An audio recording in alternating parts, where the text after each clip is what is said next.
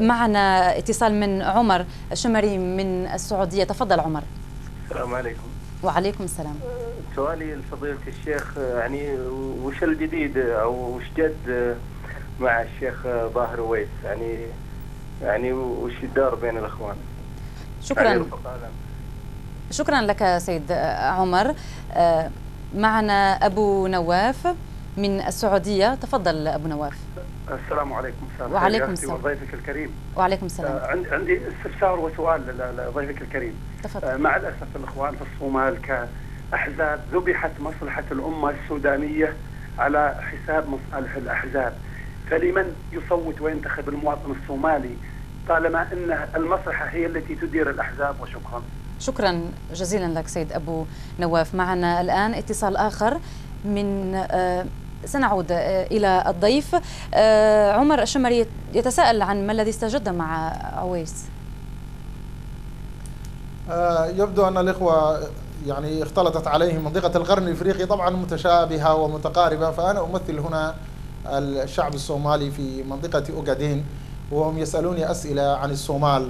الشيخ حسن طاهر أويس. نعم تفضل. الشيخ حسن طاهر أويس هو قائد في المحاكم الإسلامية، رئيس مجلس شورى المحاكم الإسلامية سابقا ورئيس التحالف الصومالي حاليا. والوضع في الصومال وضع يعني بعد الانسحاب الإثيوبي هناك تطورات إيجابية وسلبيات، فبودي نناقش لحاله أو نعم يعني ربما هو المتصل يقصد ذلك. معروف عن علاقاتكم بالصومال، وسنتطرق إلى هذه النقطة في المحور الثاني من الحلقة. كنت نتحدث قبل قليل طبعا عن جرائم الحرب وعن منظمات حقوق الإنسان. الآن أنتم كمنظمة تحرير أوغادين يعني هل تتلقون دعما من جهات أجنبية؟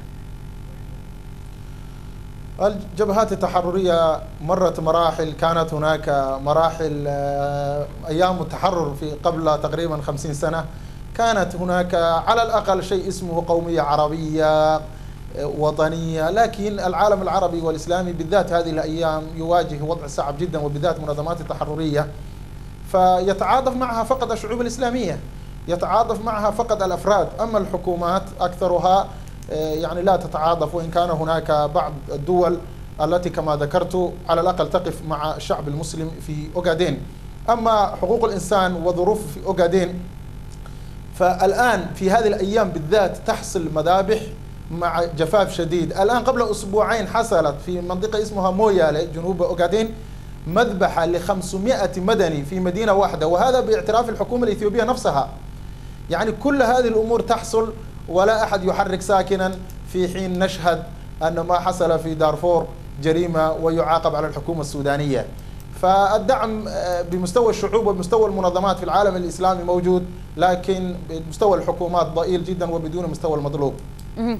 هو بدون المستوى المطلوب بالنظر إلى المأساة التي يعيشها الأهالي في أوغادين، وهذا ما يدفعكم إلى طلب استفتاء يقرر من خلاله شعبكم تقرير مصيره. طيب هذا الاستفتاء تطالبون هناك 3 نقاط: إما الانفصال عن إثيوبيا، الاستقلال عن إثيوبيا، وإما الانضمام إلى الصومال أو البقاء في إثيوبيا. لنبدأ بالنقطة الأولى، الاستقلال عن إثيوبيا. هل أنتم قادرون على تشكيل دولة قائمة بذاتها؟ أولا منطقة أوغادين تاريخها لم تبدأ أمس ولا بالاستعمار، يعني قبل قبل أن يستعمره الإيطاليون كانت هناك إمارة اسمها الإمارة الإسلامية في مدينة هرر، عاصمتها كانت هرر، وكانت منطقة أوغادين وعاصمتها دولة مستقلة 300 سنة تعاقب عليها أكثر من 50 أميرا، كان آخرها أمير عبد الله عبد الشكور الذي أطيح بتحالف حبشي برتغالي آنذاك عام 1887. هذا الشعب الذي يملك هذه الحضارة ولا زالت قائمة إلى الآن مدينة هرر وحضارتها، فنحن قادرون بإيجاد نظام سياسي نموذجي. فإذا كان هل الحضارة تكفي لإنشاء وتأسيس دولة قائمة بذاتها؟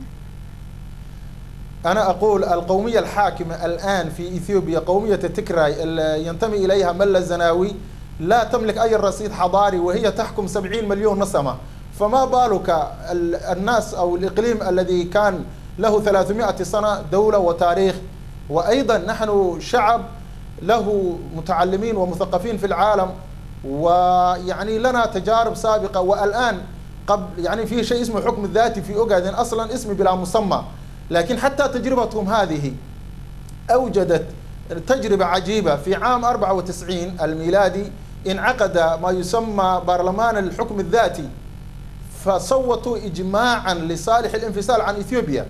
نعم. إذا هذا الشعب له تاريخ ويمارس على أرض الواقع إذا أرضي له الحرية، والجبهات التحررية نموذج لذلك. فأنا أقول إذا صمدنا الآن ضد إثيوبيا بدون وجود أي دولة صومالية ولا دعم من العالم، إذا استطعنا أن نصمد أمام العدو الإثيوبي، فهل تظنين أننا لا نستطيع أن نبني كياننا بعد الاستقلال؟ طيب سيد إبراهيم محمد حسين، رئيس المكتب السياسي للجبهة المتحدة لتحرير الصومال الغربي، ابقى معنا. مشاهدينا الكرام، فاصل قصير وسنعود إليكم بعده، ابقوا معنا. مشاهدينا الكرام، أهلا بكم وبضيفنا إبراهيم محمد حسين. سيد إبراهيم، نتطرق إلى النقطة الثانية من هذا الاستفتاء الذي تدعون إليه، وهو الاستقلال من إثيوبيا. إذا ما صوت الناخبون بنعم أو بلا، يعني يفضلون البقاء مع إثيوبيا، هل ستوافقون أنتم كحركة تحررية توافقون وترضخون أمام الأمر الواقع؟ الحركات التحررية عادة منبثقة من شعوبها. نحن إرادة شعبنا نمثل ما يريده شعبنا، فنحن مع شعب ما يقرره. ولهذا نحن نتحدى إذا تسمح إثيوبيا، إذا يسمح ملا الزناوي هذا الاستفتاء، فنحن نتحدى، نحن مستعدين لأي نتيجة تنبثق من هذا التصويت. طيب، النقطة الثالثة وهي الانضمام إلى الصومال. هل تعتقد أنه من مصلحة أوغادين أن تنضم مجددا إلى الصومال، هذا البلد الذي يشهد يعني فترة صعبة جدا وسنوات دموية حتى بوصول شريف شيخ أحمد إلى الحكم؟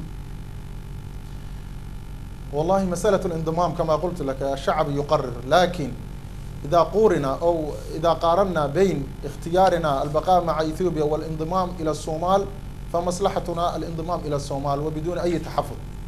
الصومال بلد مزقه العدو وتدخل الخارجي يجمع، يعني الشعب الصومالي تتوفر لديه كل المقومات الإجماع، والرغم ذلك لا يتفق لتدخل الخارجي، في حين أن إثيوبيا لديها كل عوامل التشتت والتمزق، لكن بجهد عالمي غربي لا تزال موحدة. إثيوبيا لا يجمعها الدين ولا يجمعها القومية، 18 لغة وأكثر من 60 ديانة، ودولة عايشة على الاقتصاد الغربي. في عام 2004 أصدرت وزارة الخارجية الإثيوبية بيانا تقول أن 80% من اقتصاد إثيوبيا مبني على المساعدات الخارجية. دولة المساعدات، دولة لا تجمعها اللغة ولا الدين، دولة تعيش تحت القمع، لا تزال موحدة، والشعب الصومالي لا يزال مشتتا لأجل التدخلات الخارجية التي على رأسها إثيوبيا. فالشعب الصومالي شعبنا ونحن منه. إذا قرر شعبنا الانضمام إلى الصومال فهذا شيء نفضله.